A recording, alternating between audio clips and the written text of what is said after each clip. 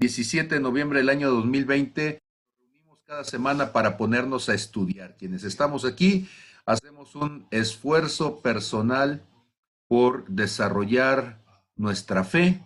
Es un espacio de diálogo, de discusión amable, a veces álgida, pero con la idea de conocer un poco más de Dios. Todos aquí somos estudiantes, el maestro de maestros es el Señor Jesús, su Espíritu Santo es el que nos enseña. Algunos de nosotros hemos reprobado esta misma materia varias veces y entonces por eso todos los días le buscamos y estamos llevando a cabo nuestro mejor esfuerzo para que de esta forma podamos aprender juntos. Declaramos que no somos un concilio de ninguna organización, que no somos el Santo Sanedrín tampoco de ninguna otra, que ninguno de nosotros tiene el monopolio de la verdad ni la brújula de la razón, que solamente somos escuchantes, oyentes y aprendientes del Espíritu Santo. Y doy gracias a cada uno por estar en esta noche. Y esta noche yo quisiera compartir con ustedes, yo quisiera que tuviéramos la oportunidad de poder estar juntos en esto que es nuestra búsqueda espiritual. Y quisiera comenzar entonces compartiendo mi pantalla, siempre lo hacemos, y al compartir mi pantalla, mostrarles entonces mis versículos de entrada. Ok. Cuando en Mateo capítulo 9 verso 16 viene un joven y habla con Jesús y le dice, Maestro bueno, ¿qué haré para tener la vida eterna? Noten ustedes la pregunta del joven, Maestro bueno, ¿qué haré? ¿Qué bien haré? ¿Qué cosa haré? ¿Qué esforzaré para tener la vida eterna? Jesús le dice, ¿por qué me llamas bueno? No, ninguno es bueno sino uno, Dios. Mas si quieres entrar en la vida, guarda los mandamientos. El joven le dice, ¿cuáles? Y Jesús le dice, no matarás, no adulterarás, no robarás, no dirás falso testimonio, honra a tu padre y a tu madre, y amarás al prójimo como a ti mismo. El joven le dice, todo esto lo he guardado desde mi juventud, ¿qué más me falta? O sea, esa me la pusiste fácil, esa respuesta ya me la sabía. Échame una pregunta más difícil. Y entonces el Señor Jesús le dice, si quieres ser perfecto, noten ustedes, el joven rico, así le llaman muchos a este muchacho, le pregunta, ¿qué bien haré para tener vida eterna? Eso es lo que le está preguntando. Quiero entrar a la vida eterna. Pero Jesús le responde, si quieres ser perfecto, ojo con esto, porque el Señor Jesús nos está diciendo algo más allá de solamente pensar que la vida eterna implica subirnos en un arpa, digo, en una nube y estar sonando un arpa durante toda la eternidad. Y ahora, ¿qué es lo que estamos diciendo con ello? Lo que estamos diciendo con ello es que hay un llamado de Dios a algo más que solamente transitar de la vida temporal a la eternidad. Pero ¿qué sería ser perfecto? ¿A qué llamaríamos ser perfecto? Porque cuando nosotros pensamos en la perfección, pensaríamos en algo que no tiene defectos, que no tiene carencias, que no tiene limitaciones. Y el Señor Jesús le dice, si quieres ser perfecto, y sabemos que el único perfecto es Dios. Sabemos que el único que tiene la plenitud de todas las cosas es Dios. Entonces, ¿qué debería de significar ser perfecto? En Éxodo capítulo 20, verso 4. Están los 10 mandamientos muy conocidos, ¿sí? Los famosos 10 mandamientos que fueron escritos por la mano de Dios en una tabla de piedra. Y comenzando esos 10 mandamientos, cuando el Señor le dice, no tendrás dioses ajenos delante de mí, no harás imagen ni ninguna semejanza de lo que está arriba en el y abajo en la tierra, ni en las aguas de la tierra, y sigue. Pero es interesante, no te harás imagen. ¿Se han puesto a pensar ustedes en algún momento por qué el Señor le dice al pueblo de Israel, no te harás imagen. Y no te harás imagen de lo que está en los cielos, en la tierra y debajo de la tierra. No te harás imagen, porque los seres humanos tenemos la tendencia a expresar nuestro propio punto de vista. Imagínense, si cada cabeza es un mundo, entonces las representaciones de lo que nosotros creemos que es lo eterno, de hecho, así lo seguimos haciendo, porque cuando el Señor Jesús vino a decirnos que era tiempo de establecer el reino de Dios, lo que termina sucediendo es que cada uno lleva a la práctica lo que él cree que es el reino de Dios en la tierra. La forma de relacionarnos unos con otros, la forma de tratar a nuestros hijos, de tratar a nuestras esposas, de tratar a las autoridades, de ejercer la autoridad sobre otros. Y cada una de esas cosas nos muestra que terminamos haciéndonos nuestras propias imágenes. Dios no quiere que hagamos imágenes, al contrario, el Señor quiere que nosotros seamos la imagen de Dios. Génesis capítulo 1, verso 26, que siempre estamos hablando de esto. Génesis 1, 26, 27. Entonces el Señor dice, hagamos al hombre a nuestra imagen, conforme a nuestra semejanza, y señoría en los peces del mar, en las aves de los cielos, en las bestias y en toda la tierra, y en todo animal que se arrastra sobre la tierra. Y creó Dios al hombre a su imagen, a imagen de Dios lo creó, varón y hembra los creó. Y entonces, ¿por qué Dios no quiere que yo me haga imágenes? Y Dios dice, porque yo quiero que tú seas mi imagen. Si una imagen va a ver de lo eterno, quiero que se vea reflejada en ti. Allí desde donde estás podrías decir, Dios no quiere que haga imágenes porque Él quiere que yo sea la imagen. Y es muy diferente pensar en hacer algo afuera a decir, Dios quiere que yo me convierta, que yo me transforme en la imagen de Dios. Ahora, alguien me va a decir, oye, pero ¿cómo es eso? Cuando Dios hace al ser humano, lo hace para parecerse a Jesús. Colosenses capítulo 1, verso 15, nos dice que Jesús es la imagen del Dios invisible, el primogénito de toda creación. Ahora, ojo con esto. Me parece muy interesante porque hay momentos en donde cuando hablamos de Jesús hablamos del unigénito, ciertamente es el único que fue engendrado directamente por el Espíritu Santo en el vientre de aquella mujer maravillosa.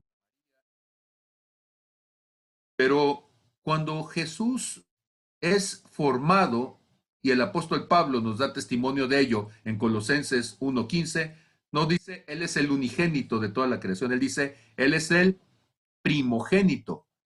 Y primogénito significa el primero engendrado, el primero nacido, el primero creado. Y entonces cuando nosotros hablamos de Jesús, Jesús es nuestro hermano mayor. Él es la imagen de lo que es un hijo de Dios.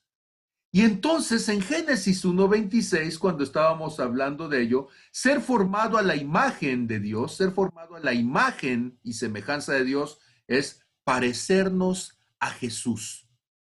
Ese es el gran llamado de Dios para el ser humano. Pero entonces nos podríamos preguntar nosotros, bueno, pero ¿qué significa que los hombres entonces tenemos que parecernos verdaderamente? ¿Hay algún versículo que se le ocurra a este hombre que está hablando en esta noche acerca de estas cosas? Bueno, siempre estamos hablando nosotros de Efesios capítulo 4, que desde el verso 11 al 13 dice, y él mismo constituyó a unos apóstoles, a otros profetas, a otros evangelistas, a otros pastores y maestros, a fin de perfeccionar a los santos. Note usted, hace un momento Jesús le decía al joven, si quieres ser perfecto, y aquí tenemos la clave de la perfección. Somos perfeccionados en nuestro caminar con Dios, en el cuerpo de Cristo, pero somos perfeccionados no para ser solamente guapos y salir en la portada de una revista o para modelar lo que usted me diga. No se trata de ese tipo de perfección. Hemos sido perfeccionados, ¿sí? Y se trata de perfeccionarnos para la obra del ministerio.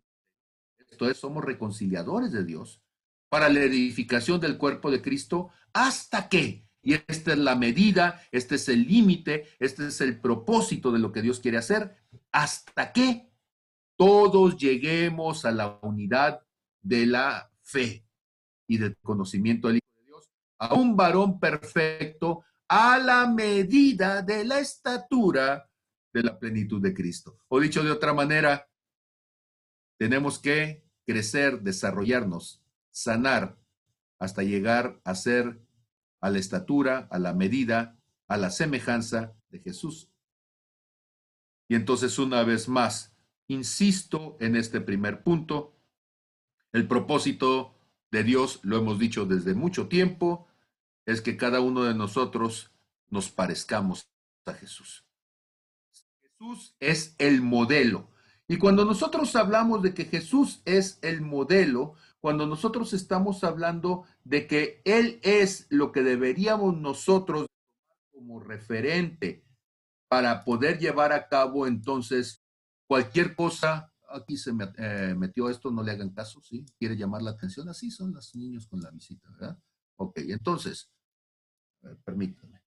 Y entonces, cuando nosotros estamos hablando de que algo debe de ser utilizado, de que algo debe ser llevado a cabo, cuando nosotros hablamos de modelos, el modelo de Dios, el modelo al que nos queremos referir, ¿sí? No es una idea nuestra.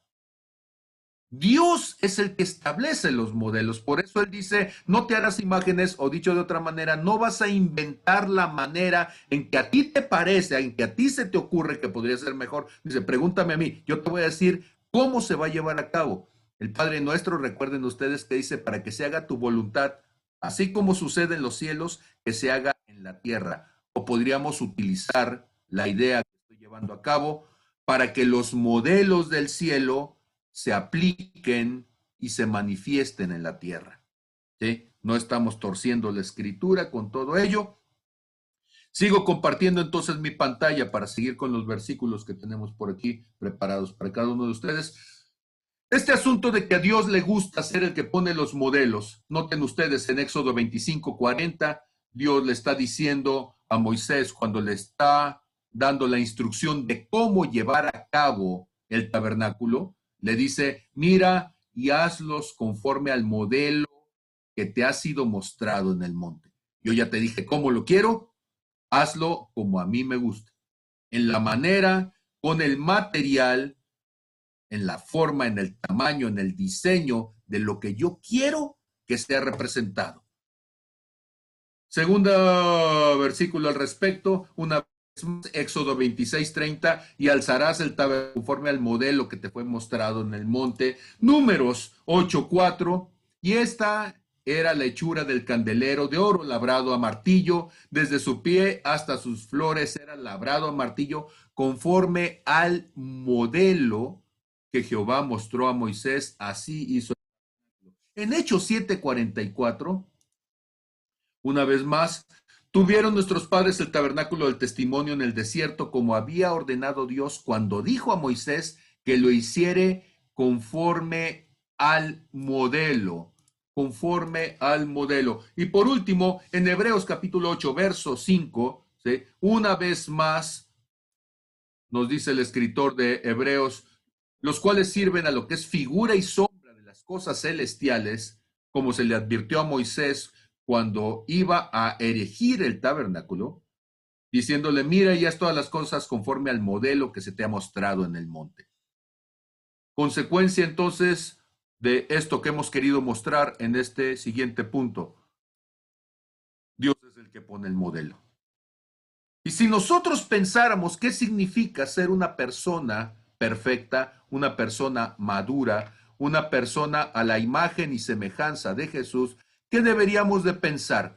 Pues lo que deberíamos de pensar es que cuando Dios pone, cuando Dios establece el modelo, Él nos está diciendo cuál es la forma, cuál es la manera, cuál es el prototipo de ser humano que Él espera que nosotros podamos ser.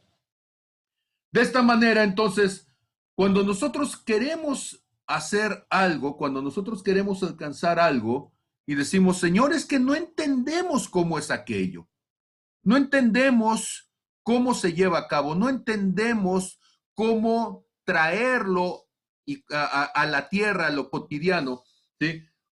En Juan capítulo 14, verso 8 y verso 9, los discípulos tienen una pregunta a Jesús. Jesús les había dicho en Juan 14:6, un versículo muy conocido, ¿sí? Yo soy el camino, la verdad y la vida. Nadie viene al Padre si no es por mí. Si me conocieron, ¿sí? Si me conocieseis, también a mi Padre conocerían. Y desde ahora le conocen y le han visto. Y dicen los discípulos, pero ¿cómo le hemos visto?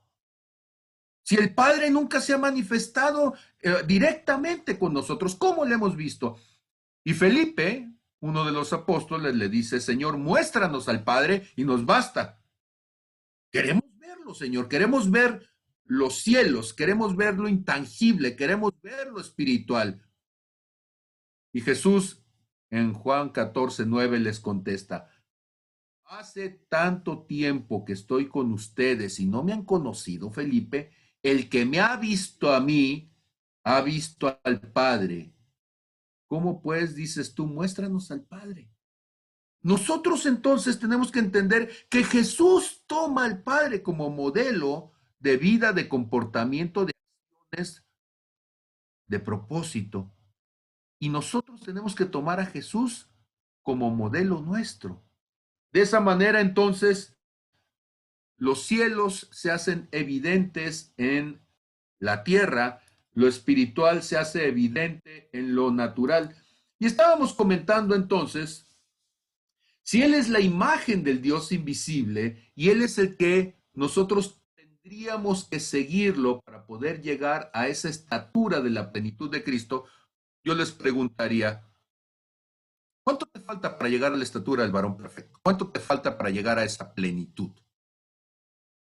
Muchas veces nosotros nos preguntamos eso y al preguntárnoslos hay gente que dice, bueno, lo que sucede es que pues yo todavía tengo muy poco tiempo caminando con Jesús, no tengo todavía todos los conocimientos, no tengo todas las capacidades, las habilidades. Ahora recuerden, desde la eternidad fuimos hechos semejantes a Él. O sea que el diseño original es que yo me parezca a Jesús. Dios no se equivocó cuando me hizo. Dios me hizo para ser semejante a Jesús. Pero si Dios me hizo para ser semejante a Jesús, ¿por qué no me parezco? Bueno, pues ahí tienes a Génesis capítulo 3 con la presencia del pecado. Entonces, lo que me hace diferente de no es lo que me falta por aprender, no es lo que me falta por saber hacer, no es un asunto de habilidades, de capacidades, de aptitudes, es la presencia de pecado. Ah, caray. Y esa palabra tan incómoda, ¿verdad? Del pecado. Tengo desde chiquillo que me están diciendo que el pecado y el pecado. Pero cuando uno está tratando de pensar en el pecado, uno tendría que entenderlo desde este punto de vista. Si ser perfecto significara no pecar, si ser perfecto significara no pecar, si ser perfecto significara ser pleno espiritualmente, si ser perfecto significara que la vida eterna se manifiesta completamente en el ser humano, entonces la presencia del pecado es una enfermedad espiritual, es una limitación espiritual, es un daño espiritual, es una lesión destructiva en el ser humano. Lo que me falta para ser perfecto no es lo que me falta por hacer. El espacio para la perfección es el espacio de mi falta de sanidad espiritual. O sea, que cuando Cristo restaura mi vida quitando, arrancando aquello que es pecado, aquello que no le pertenece a Dios, aquello que no fue puesto por Dios, tú quitas todo lo que estorba, entonces terminas pareciéndote a Él. ¿Me explico? Lo voy a volver a decir.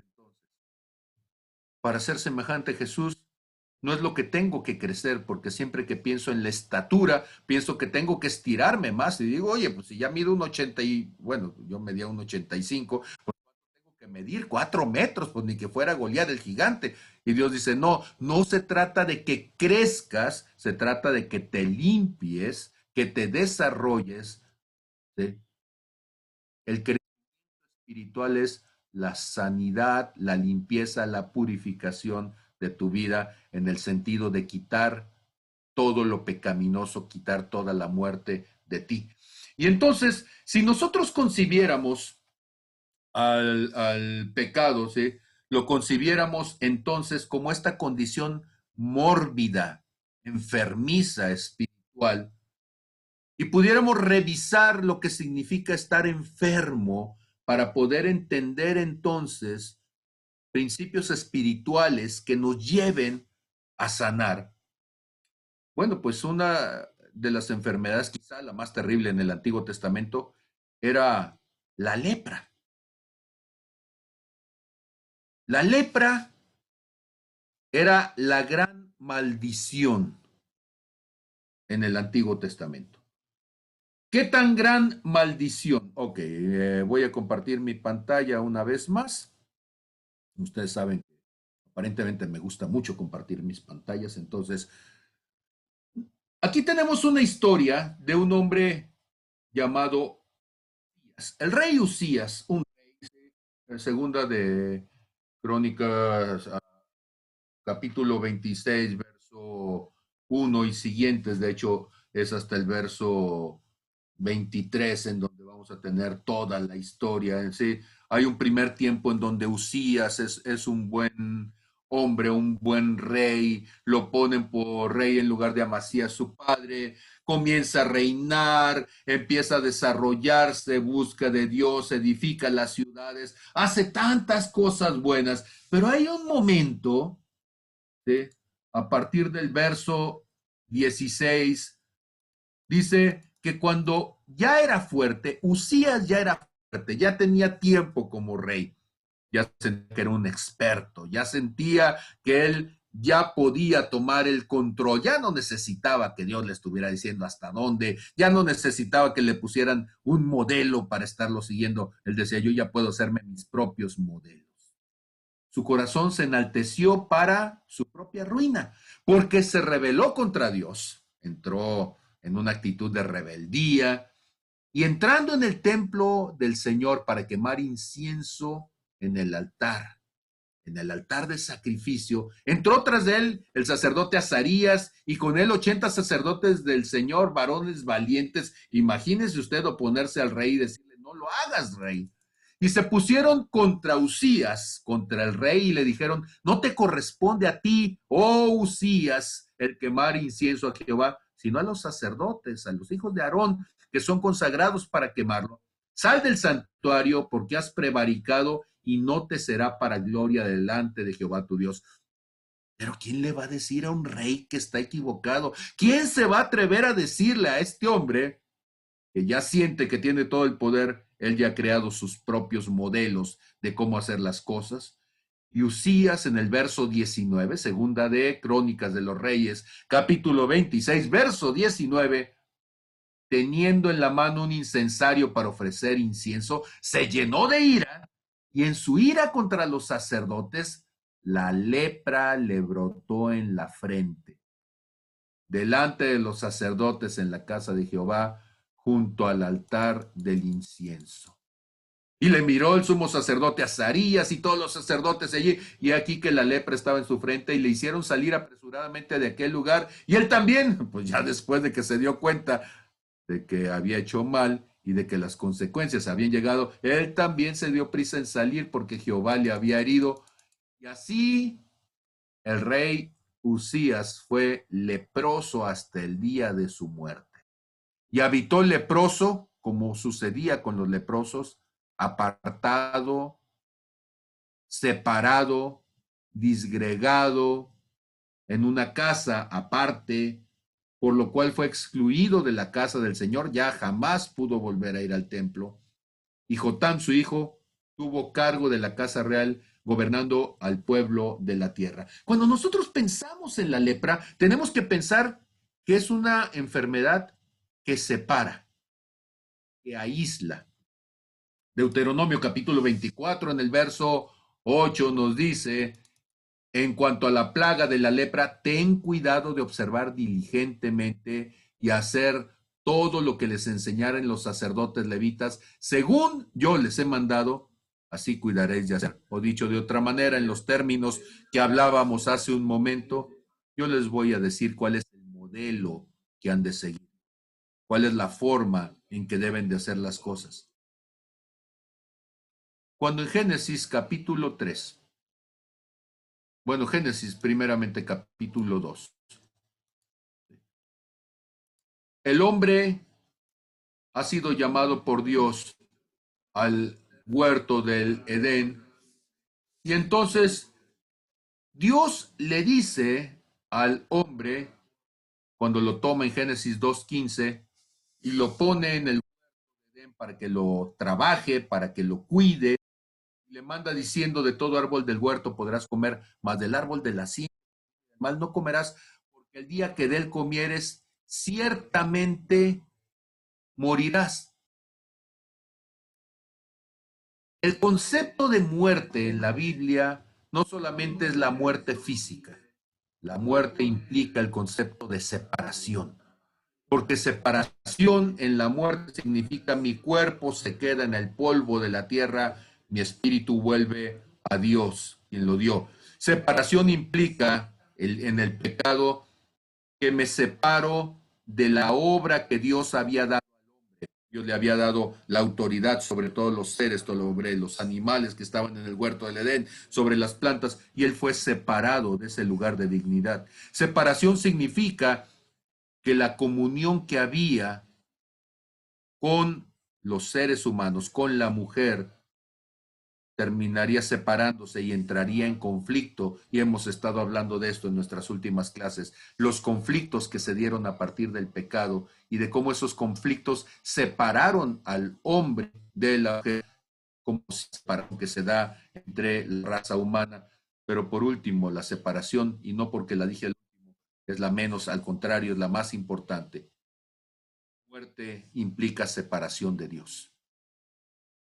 Y entonces cuando nosotros hablamos de separación, la lepra es la enfermedad que por definición separa al hombre en el Antiguo Testamento. Separó a Usías de su lugar en la casa de Dios, separó a Usías de su lugar en el gobierno, separó a Usías de su lugar con su familia, separó a Usías de su lugar en su pueblo, y la lepra lo aisló. La lepra lo dejó separado de todas ellas, de todas estas cosas. Ahora, si nosotros pensáramos en la lepra, pensáramos un momento en la lepra, voy a dejar de compartir entonces. Cuando nosotros pensamos en la lepra, ¿qué es lo que pensamos acerca de ella? Bueno, pues la lepra es una enfermedad, una bacteria, que es el bacilo de Hansen, y el bacilo de Hansen contamina al cuerpo a partir de una pequeña herida, de una entrada, una puerta abierta en tu cuerpo. Una puerta abierta que podría ser, por ejemplo, un furúnculo. Un furúnculo es un granito, una espinilla, ¿sí? Donde las glándulas sebáceas se taparon, no, la grasa del cuerpo no salió naturalmente, se acumuló, y en esa acumulación entonces se convierte en un posible foco infeccioso. Y llega entonces la bacteria allí, el bacilo de Hansen, y comienza entonces a multiplicarse. ¿Qué es lo que va a suceder? No lo voy a decir en los términos técnicos, pero lo que va a suceder es que la piel va a experimentar un efecto que yo me atrevería a llamar piel de corcho. Nuestra piel entonces comienza a esponjarse, a inflamarse. Y en ese inflamarse van a suceder dos cosas importantes. La primera de ellas es que las redes neuronales, el sistema nervioso que conecta cada parte de nuestro cuerpo y que en la piel nos da la sensibilidad para poder tener el sentido del tacto, y que cada cosa que tocamos nuestro cerebro tenga el registro de ese estímulo. Cuando se inflama la piel, en ese crecimiento de esta piel de corcho esponjada, se rompen estas redes neuronales. Por lo tanto, se pierde sensibilidad. La lepra trae desconexión de la piel con el sistema nervioso. ya no te duele, ya no sientes. Si está frío, está caliente, si te estás quemando, si te picaste con algo, si te cortaste, ya no sientes. Pero la segunda consecuencia es que los vasos sanguíneos, si usted alguna vez le ha gustado esta parte de la medicina, los vasos sanguíneos son cinco, de hecho. Y cuando nosotros pensamos en cómo circula la sangre en nuestro corazón, cómo fluye la sangre en nuestro corazón, del corazón pasa las arterias, que es, son las encargadas de llevar entonces la sangre desde el corazón hacia los órganos. Y estas ramificaciones, que son las más gruesas de nuestro cuerpo, van a conectarse con algo que llamamos las arteriolas, que son ramificaciones de las arterias, que son de tamaño medio, si me permite decirlo, hasta llegar a las más delgadas de todas, que aún siendo las más delgadas, no por ello son menos importantes, que son los capilares, y que son las que llevan la sangre a todos los tejidos. Nuestra piel se encuentra oxigenada, se encuentra nutrida, se encuentra interconectada con el sistema sanguíneo a través de estos capilares. Los capilares, a su vez, una vez que han nutrido el tejido, la piel y demás, y todos los órganos, va a regresar esa sangre por las vénulas, se va a ir entonces hacia las venas y de las venas llega al corazón de regreso. Y la presión sanguínea que es necesaria para todo ello es una presión importante para que logre llegar del corazón hasta el tejido y venir de regreso. Ahora, esto que estoy diciendo es fundamental, porque cuando la piel entonces, por la lepra, se esponja, se inflama, se rompen los capilares y la piel, el tejido, deja de recibir la oxigenación, deja de recibir entonces la sangre necesaria y comienza entonces a morir. Se empieza a necrosar. El tejido está muerto y como está muerto, empieza a podrir, es carne muerta, huele podrido, se engusana, pero como también se perdieron las redes nerviosas, las terminales nerviosas, entonces lo que vamos a escuchar, lo que vamos a ver, lo que vamos a oler es muerte. Y la persona tiene sus miembros, sus dedos, y están cada vez pudriéndose, descomponiéndose, se engusana, porque ya no llega la irrigación sanguínea, se le puede caer un dedo y ni cuenta se da, no le duele, porque ya no hay dolor, ya no hay terminal nerviosa, y la lepra va extendiéndose y va llegando cada vez más a otras partes del cuerpo. Imagínese usted una persona que tiene lepra en la mano y está comiendo, se toca el ojo, se toca la boca y se infecta y al rato va a tener entonces lepra y va a perder. Es terrible cuando uno ve a una persona que el proceso de lepra y su boca queda expuesta, pierde el ojo, pierde la oreja, tiene un agujero en la nariz, todo lo que son tejidos blandos, rapidísimo se extiende y nos convertimos en seres terriblemente limitados, deformes, monstruosos a la vista de otros. Bueno, pues de lo que le estoy hablando es del pecado, ¿verdad?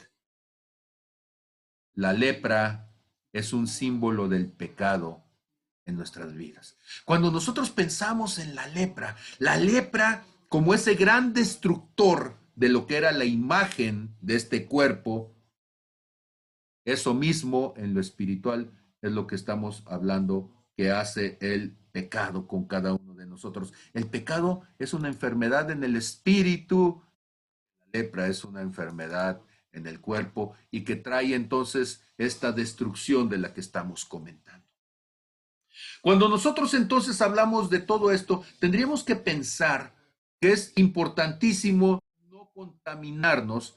Note usted que hay enfermedades espirituales que son contagiosas. Hebreos 12:15 dice, miren bien, no sea que alguno deje de alcanzar la gracia de Dios, que brotando alguna raíz de amargura les estorbe y por ella muchos sean contaminados. Primera de Corintios 8:7 dice, pero no en todos hay este conocimiento, porque algunos habituados aquí a los ídolos comen de los sacrificados a los ídolos y su conciencia, siendo débil, se contamina. Aquí ya tenemos un dato importante. La conciencia se contamina. En primera de Timoteo, capítulo 4, verso 2. El apóstol Pablo hablándole a Timoteo le dice, por la hipocresía de mentirosos que teniendo cauterizada la conciencia, teniendo insensibilizada la conciencia. Algo cauterizado ha sido quemado, algo cauterizado ha sido insensibilizado. Y es lo que sucede entonces con la lepra en la piel. Pero hay cosas entonces que insensibilizan nuestra conciencia para poder percibir, para poder escuchar, para poder entender lo que Dios está hablando. ¿Sí? El pecado es contagioso, bueno, el pecado como enfermedad espiritual, como vacilo espiritual que va. Tito, capítulo 1, verso 15, dice, todas las cosas son puras para los puros, mas para los corrompidos e incrédulos nada les es puro, pues hasta su mente y conciencia, una vez más, la conciencia está corrompida. ¿Sí? Este asunto de la conciencia es importante porque si yo les preguntara cómo es que sientes algo, si es correcto o es incorrecto, ¿cómo lo sientes? ¿Cómo te das cuenta de que algo no es lo que debería de ser? Y entonces una de las cosas interesantes con todo ello es darnos cuenta que tú sientes las cosas correctas de parte de Dios en tu conciencia. Cuando tú vas a hacer algo incorrecto, tú sientes en tu conciencia que no deberías de hacerlo. Tu conciencia te dice, eso es peligroso, es delicado, eso es cruel. Pero cuando tú tienes cauterizada la conciencia, cuando tú estás leproso, tú en la cara a tu padre y tú puedes decir una grosería a tu madre, tú puedes golpear y violar a tu hija pequeña y no sientes. Y dice uno, no, pues no pasa nada porque no siento nada. No, lo que pasa es que tienes cauterizada la conciencia. En Hebreos capítulo 10, verso 22, ¿sí? Nos dice, acerquémonos con corazón sincero, en plena certidumbre de fe, purificados los corazones de mala conciencia y lavados los cuerpos con agua pura. El agua ya sabemos que es el agua de la palabra. Y entonces, ¿cómo somos sanados? ¿Cómo somos purificados? Pues necesitamos ser sanados de esa lepra, necesitamos ser purificados de esa lepra, de ese pecado espiritual. Y si bien actualmente hay vacunas, y yo sé, alguien me va a decir, es que ahora la lepra se puede curar. Y yo te voy a decir, sí, hace 2000 años que el pecado también. De hecho, se curó primero el pecado que la lepra. ¿Mm? Porque Jesús murió hace 2000 años para que tú fueras libre y sano del pecado. Cuando nosotros pensamos entonces en esto, primera de Pedro capítulo 3, verso 21, dice, el bautismo que corresponde a esto ahora nos salva, no quitando las inmundicias de la carne, sino la aspiración de una buena conciencia hacia Dios por la resurrección de Jesucristo. Todo esto está en el pacto con el Señor Jesús.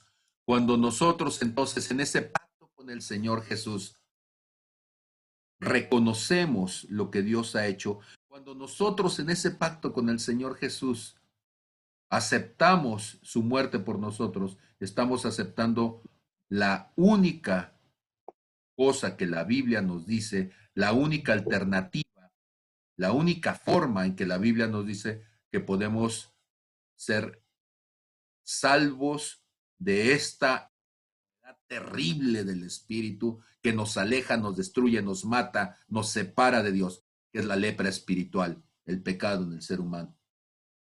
Cuando nosotros entonces estamos pensando en estas cosas, tendríamos que pensar que el Señor Jesús siempre quiso sanar a la gente de la lepra. En Mateo capítulo 8, cuando vemos desde el verso 1 que Jesús descendía del monte y le seguía mucha gente, y aquí vino un leproso. Como tantos leprosos a lo largo de la historia se han acercado con él y se postró ante él y le dijo, Señor, si quieres, puedes limpiarme.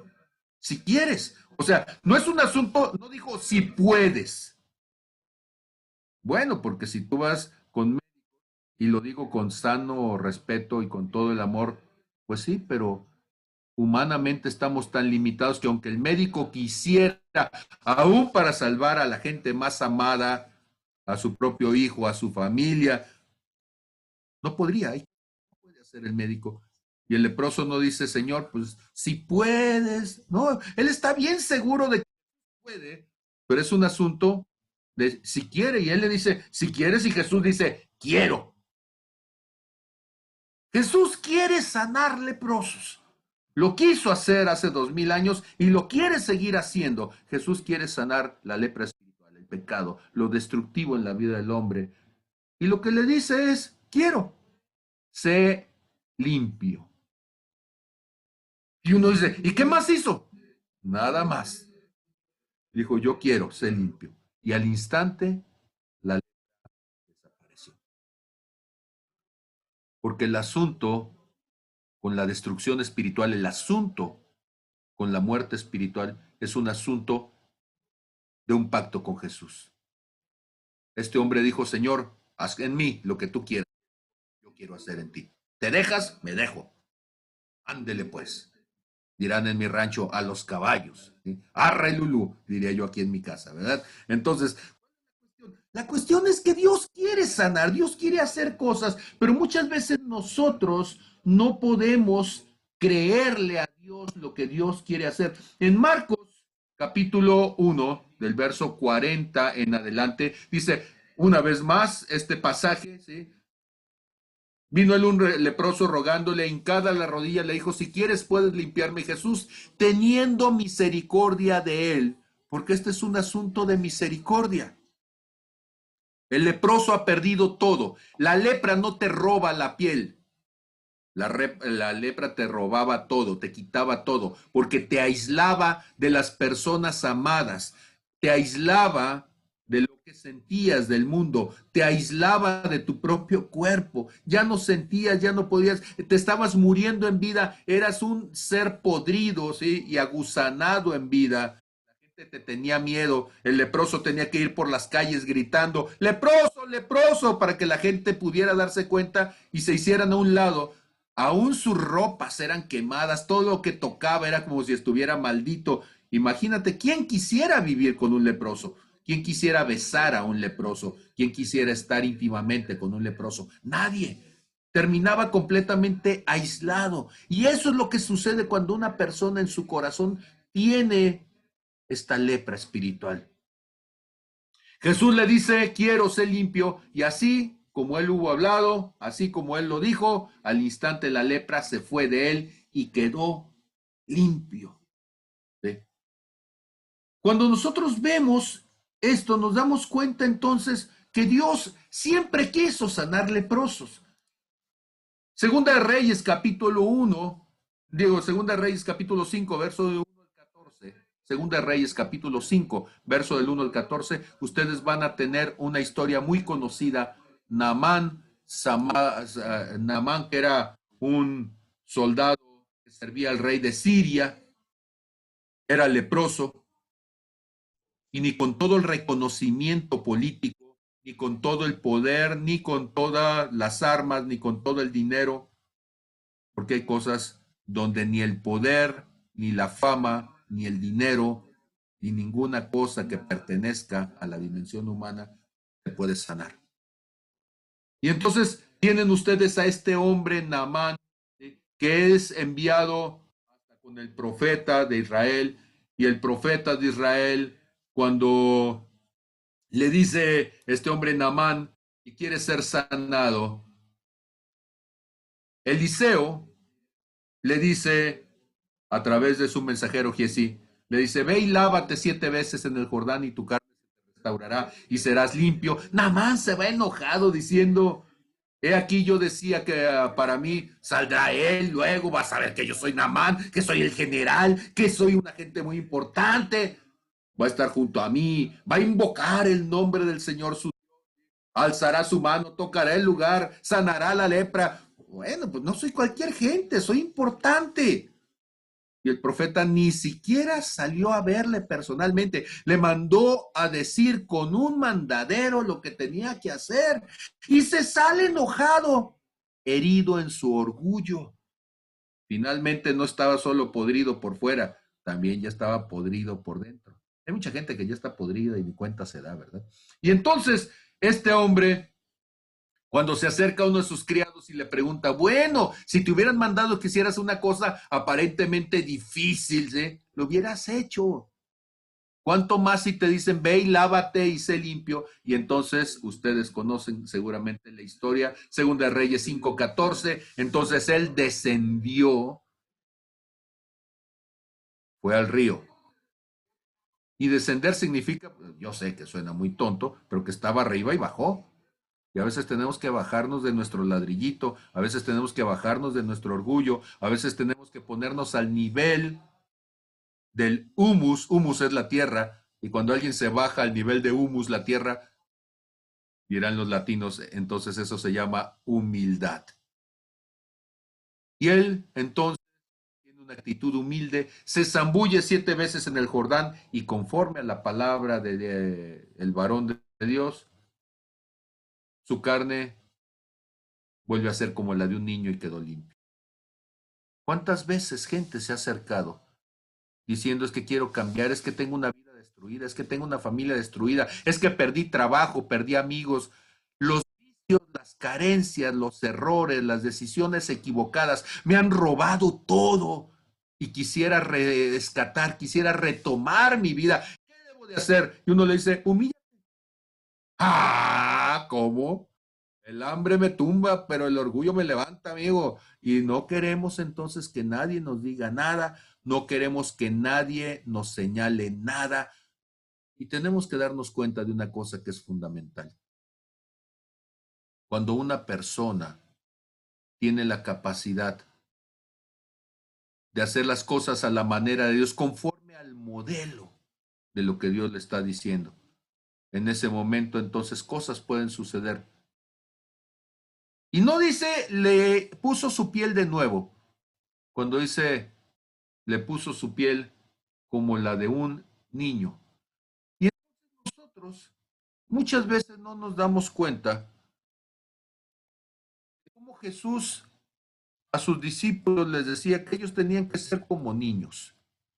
Y a veces nosotros no queremos ser como niños. Ser niño significa ponerse vulnerable. Ser niños significa que las cosas que nosotros hemos logrado, las cosas que hemos alcanzado, probablemente las podemos perder. Quizá ya no vamos a ser la persona que con tanto trabajo y tanto esfuerzo nos dio. El Señor Jesús en Mateo capítulo 18 le pregunta a sus discípulos a partir del verso 1, ¿quién es el mayor en el reino de los cielos? Y llamando Jesús a un niño, lo pone en medio de ellos y le dice, de cierto les digo que si no se vuelven y se hacen como niños, no entrarán en el reino de los cielos. Y este hombre, este guerrero, este leproso al que nos estamos refiriendo, Naamán, cuando estuvo dispuesto a hacer las cosas conforme al modelo de lo que se le estaba diciendo, su piel fue hecha como la de un niño, su corazón fue hecho como el de un niño. Una vez más, su conciencia fue hecha como la de un niño, porque estamos diciendo que la conciencia es la piel, simbólicamente en el espíritu humano. Y entonces vuelves a sentir lo que ya no sentías, vuelves a llorar por las cosas que ya no llorabas, vuelves a ponerte como el Señor quería. Y entonces hay algunas leyes para limpiar a los leprosos. Todas ellas se encuentran en Levítico capítulo 14. Y es muy interesante cuando uno piensa en algunas de estas cosas, ¿eh? Sobre todo, y si me permiten, voy a ir más hacia abajo, sí. Una de las cosas que había que hacer es, dice Levítico 14:13, había que degollar a un cordero en el lugar donde se degüella el sacrificio por el pecado. Degollar al cordero en el lugar donde se degüella el sacrificio por el pecado y el holocausto. ¿Saben ustedes que Jesús es el Cordero de Dios y que hace 2000 años Él fue presentado en el lugar de ofrenda? Fue puesto en la cruz y fue puesto como holocausto por nosotros. Dice, hablando Levítico 14:13, en el lugar del santuario, en el lugar santo de Dios, en el lugar donde se encuentra el hombre con Dios, porque como la víctima por el pecado, así también la víctima por la culpa es del sacerdote, y es cosa muy sagrada. Las leyes sobre la lepra en Levítico son sombra y figura de las cosas que sucedieron en la vida de Jesús. Y el sacerdote tomará de la sangre de la víctima por la culpa y la pondrá el sacerdote sobre el lóbulo de la oreja derecha del que se purifica, sobre el pulgar de su mano derecha, el pulgar de su pie derecho. Qué curioso. Agarrar de la sangre para poner entonces sobre el leproso en la oreja, en el dedo pulgar de la mano derecha, en el dedo pulgar del pie derecho. Y uno diría, oye, pero ¿por qué no se la pusiste donde está la lepra? El lóbulo de la oreja derecha. Lo que tú dejas entrar a tu cabeza, lo que tú oyes, va a cambiar tu manera de pensar. ¿Saben ustedes que necesitamos cambiar lo que escuchamos? Si cambiamos lo que escuchamos, vamos a cambiar lo que pensamos. Si cuidamos lo que dejamos entrar en la mente, al pensar, al escuchar a otros, pero sobre todo al escuchar a Dios, vamos a cambiar nuestra manera de vivir. Hay gente, por más que le hablas, no hace, porque créanme que no hay mayor sordo que el que no quiere escuchar. Y a palabras necias dirán algunos oídos sordos. Sí, pero hay alguna gente que no es que la palabra sea necia, el necio es el que no inclina su oído para escuchar. La primera cosa para sanar de la lepra es cambiar la actitud de escucha. Estar dispuesto a decir cuántas cosas yo no las escuché, no las entendí, no las hice de la manera correcta conforme al modelo que se me había enseñado. La segunda cosa es el pulgar sobre la mano derecha, y la mano significa las obras de lo que hacemos. Y el asunto no es lo que haces, el asunto es cómo lo que haces finalmente puede tener una doble intención. Porque cuando nosotros hablamos de las cosas buenas, ¿saben ustedes que hay mucha gente que hace cosas aparentemente buenas, pero que no lo son? ¿Sí? Y hay cosas son malas. Y hay gente que a lo bueno le llama malo y a lo malo le llama bueno. ¿Sí? Eso es lo que nos dice el profeta Isaías. ¿Sí? Entonces, cuando a las cosas buenas le llamas malas y a las cosas malas les llamas buenas, cuando a las cosas las cambias, Dice Isaías capítulo 5, 20. Ay de lo que los buenos le dicen malo, a lo que hacen de la luz tinieblas, de las tinieblas luz, que ponen lo amargo por dulce, lo dulce por amargo. En mi rancho dicen, no hagas cosas buenas que parezcan malas, ni cosas malas que parezcan buenas. Sé transparente, sé honesto, que tus obras sean correctas. Pero ¿por qué el dedo pulgar? Porque el dedo pulgar es el dedo de apoyo de nuestra mano. Y entonces, cuando uno pierde el dedo pulgar, no puedes agarrar el machete, no puedes agarrar la espada para pelear, porque no puedes sostener con fuerza algo, no puedes agarrar un martillo para golpear con fuerza, porque te falta el dedo pulgar, que es el dedo de apoyo, el dedo que se opone. Y Dios dice, santifica el apoyo de tus obras, santifica el fundamento de lo que haces. Limpia el sentido de tus obras, limpia la intención con que lo haces. Y en el caso de los pies, cuando nosotros pensamos en lavar los pies, ¿sí? ¿Se acuerdan ustedes de cómo el Señor Jesús, hablando acerca de la última cena, a sus discípulos, se puso él entonces un lebrillo y les dijo que necesitaba lavarle los pies? Pedro le dijo, bueno, entonces lávame todo el cuerpo, ¿sí? Y Jesús le dijo, no, no necesitas ser, no necesito lavarte de todo el cuerpo, solamente necesito lavarte los pies, porque lavarlos significa lavar la manera, limpiar la manera en que caminamos. Pero una vez más, ¿por qué el dedo pulgar y no todo el pie? Porque el dedo pulgar es el que sirve de apoyo para que podamos caminar de una manera recta. Cuando usted no tiene el dedo pulgar, no puede correr porque es en el dedo pulgar donde se apoya el pie cuando usted va corriendo. Si se ha fijado, si no corre alguna vez descalzo y lo puede hacer sobre la arena de la playa y me invita a verse feliz 5 minutos y luego me meto al agua y usted sigue, corre y corre, sí, pero yo feliz de haber ido a la playa.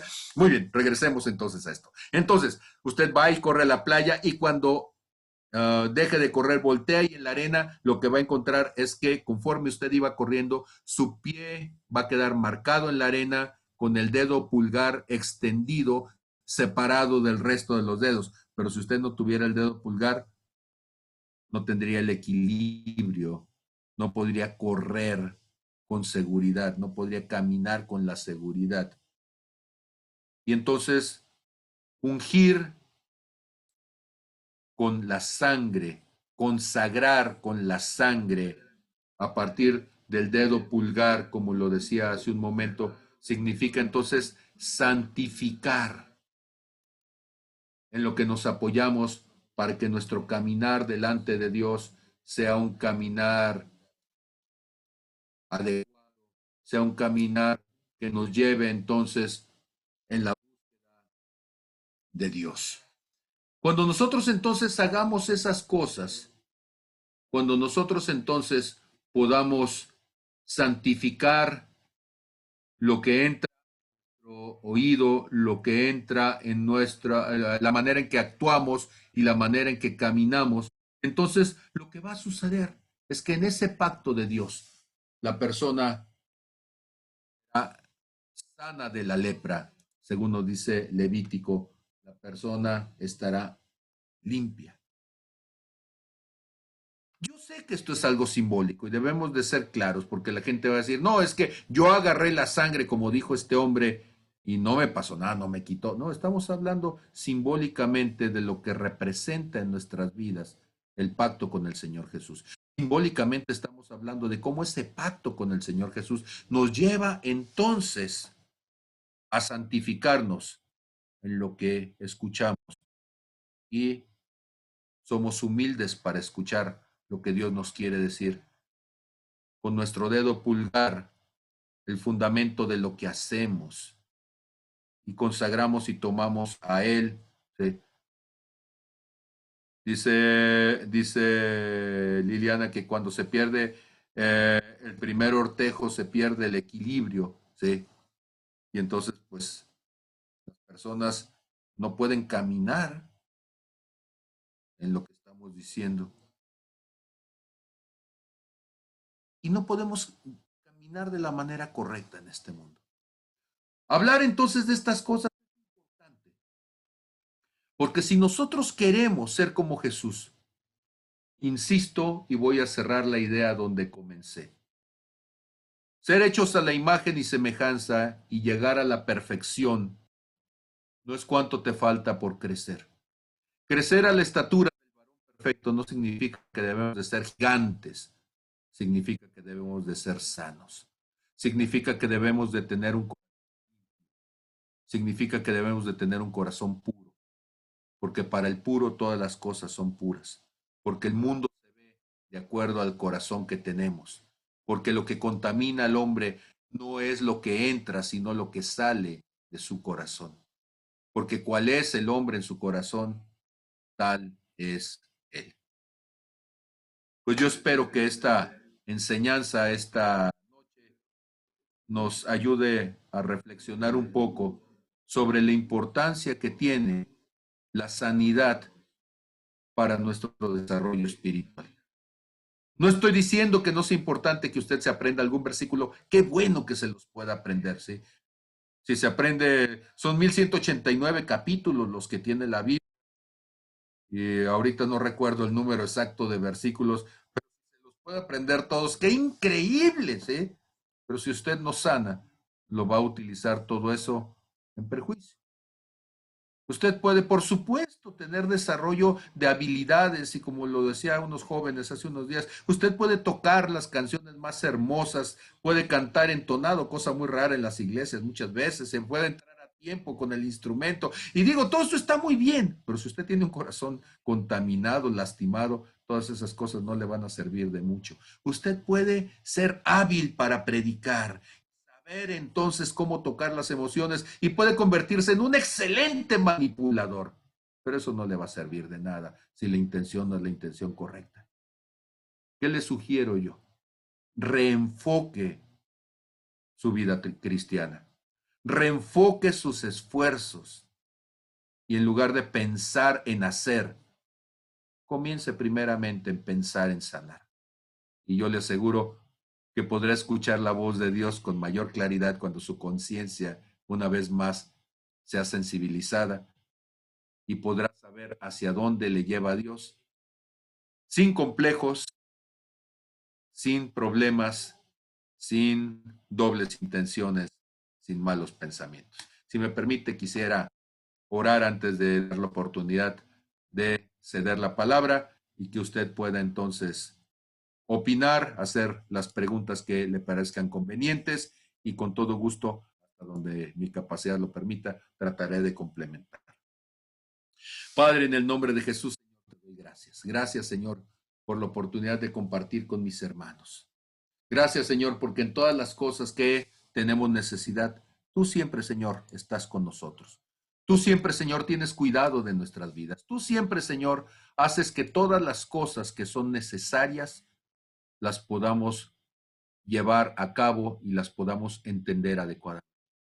Te pido, Señor, por cada uno de mis hermanos, si hay alguno que está enfermo entre nosotros, dice tu palabra, Señor, que podamos acudir y pedir ayuda, que podamos ir como en Levítico con los ancianos, que puedan ser ungidos, así como en Levítico, en la sangre de Cristo. Esto quiere decir que cada uno podamos ser llevados al pacto, Señor, al arrepentimiento, a la restauración de todas las cosas. Y que nuestra oración de fe sanaría al enfermo, Señor. El pacto que hagamos cada uno de nosotros en sanidad, en honestidad, en transparencia, Señor, nos ayudará a ser restaurados a la imagen y semejanza de Jesús, que fue el objetivo tuyo desde el principio. Gracias te doy, Señor, por lo que tú has hecho esta noche y te pido, mi Dios, que nos enseñes y nos lleves a toda verdad. En el nombre de Jesús, amén. Amén. Me gustaría saber si alguien tiene alguna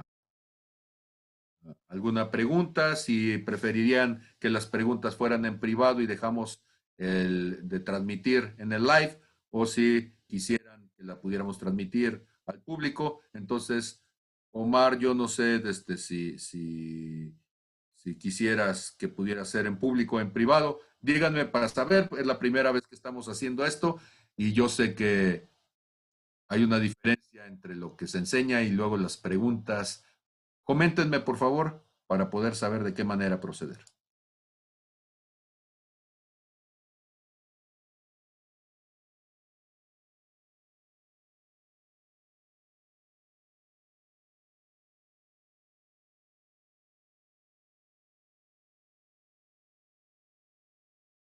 Bueno, yo quiero dar un comentario. Eh, bueno, cuando hablaba de la lepra, estaba pensando, pues sí, asociando, como dices, con el pecado. Había estado escuchando que, bueno, ahorita por el sur de nuestro país, aparte de todo lo que está pasando con las inundaciones, se ha estado presentando recientemente casos de lepra después de tantos años. Y, y escuchaba a una doctora que explicaba que la lepra se da por una herida mal atendida, por una situación de suciedad, demasiada suciedad en una herida mal atendida. Y pensaba mientras tú explicabas cómo la lepra pues es una tipificación de pecado, de insensibilización, cómo ciertamente cuando esto médico explica que tiene que ver con mucha suciedad, que cómo ciertamente pues la palabra confirma y viene a reafirmar que es porque ha habido una mente contaminada, es porque ha habido algo que muchas veces dejamos entrar en nuestra mente o en nuestros corazones y eso ensució esa herida que no pudimos sanar en un determinado tiempo y entonces comienza a insensibilizar a esa parte y eso se va convirtiendo entonces en un momento determinado en una lepra que si no la llevamos a que Jesucristo la sane,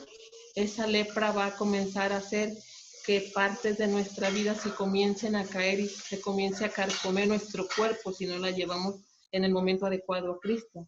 O si no le presentamos a Cristo a una persona que está en una necesidad, esa lepra los termina por matar y terminan por apartarse definitivamente de Cristo. Entonces, qué, qué importante y me traía pues al mismo tiempo revelación de cómo entonces Dios está llamando a nuestro país a sus pies, de cómo es que en México, después de tantos años que no se había presentado la lepra, que ya se daba como una enfermedad erradicada, en México se estén presentando casos de lepra, que aunque ya sea curable, es una comunidad grande que está resultando con esta enfermedad.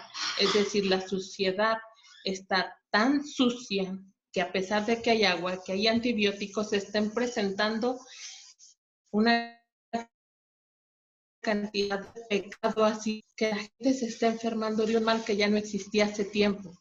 Entonces, creo que Dios nos está llevando a pensar y a llevarles esta esperanza de decirles que pues sigue habiendo la esperanza de Cristo para que puedan limpiar sus vidas.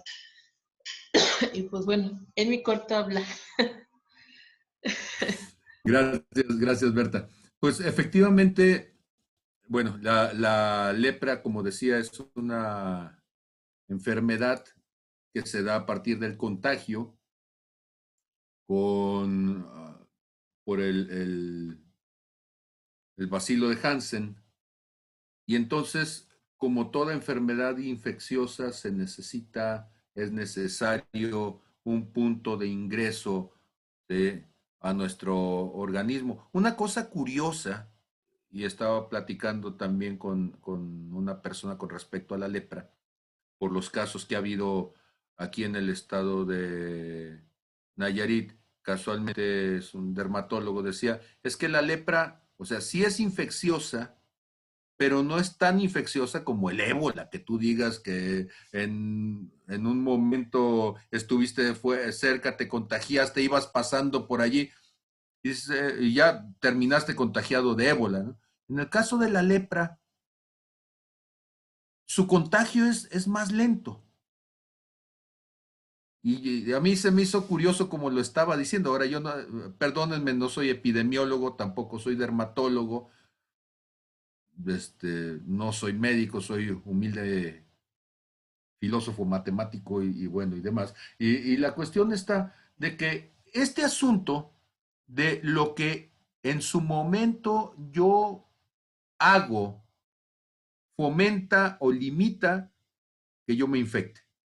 Seguramente algunos de los que están por aquí, bueno, está el doctor Fernando del Real, está la maestra en enfermería Liliana, bueno, ellos como gente del campo de la salud podrían dar muchos más detalles, pero es curioso que eso es muy parecido al pecado. O sea, nadie pasa por la calle y de repente dice, ¡ah! Sí, pequé, o sea, algo pasó. No, no, tú lo vas albergando, lo vas dejando, lo vas engordando, ¿sí? Te haces del que no sabes de que hay una herida, la dejas pasar, dejas que se contamine y un día resulta que estás infectado y tú dices, pero ¿cómo? ¿Sí? Pues de repente no, nadie peca, ¿sí? De la noche a la mañana. Lo vas albergando, lo vas dejando, lo vas construyendo, ¿sí? Por eso cuando se habla de las agravantes de la ley, se habla de premeditación, alevosía y ventaja, ¿sí? Porque lo estuve pensando para hacerlo. Estuve consciente de que me estaba enojando antes de sonármelo, ¿sí?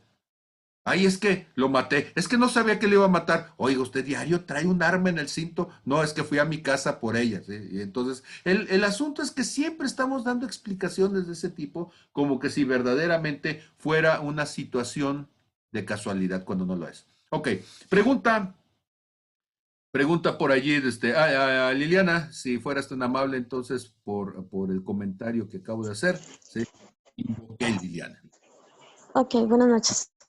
Este, yo estaba viendo, así como comentas, que el pecado se va albergando efectivamente, y al igual las heridas que se traen desde que se nace, ¿no? O desde antes de nacer.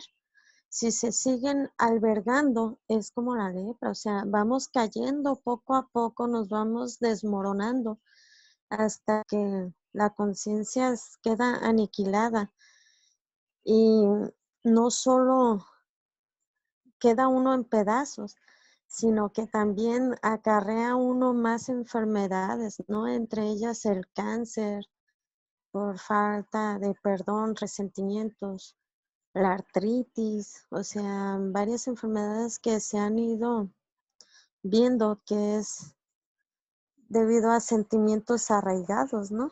A lo mejor no comprobados al 100%, pero en sentimientos como la falta de perdón, todo eso acarrea enfermedades y cómo nos vamos destruyendo poco a poco y no nos acercamos a Dios. Hasta ahí mi comentario. Muchas gracias. Efectivamente, ¿qué sucede cuando nosotros nos enojamos, cuando entramos en una situación de estrés, de angustia y demás? Pues el aumento del cortisol, ¿sí? Que típicamente sería para casos muy, muy particulares de huida y para poner atención, pero cuando nosotros mantenemos esos estados negativos, el aumento de cortisol termina generando desgaste, deterioro en nuestro organismo, lesiona nuestro organismo, trae degeneración, aumenta el estrés oxidativo y bueno, tantas cosas que se están investigando en estos últimos años y lo cual nos lleva a decir una vez más, la Biblia tiene razón, necesitamos mantener una buena actitud, que no se ponga el sol sobre tu enojo, ¿sí? Que seamos capaces de mantenernos entonces con una perspectiva sana, saludable acerca de las cosas espirituales. Hay una pregunta, un comentario por allí de Omar.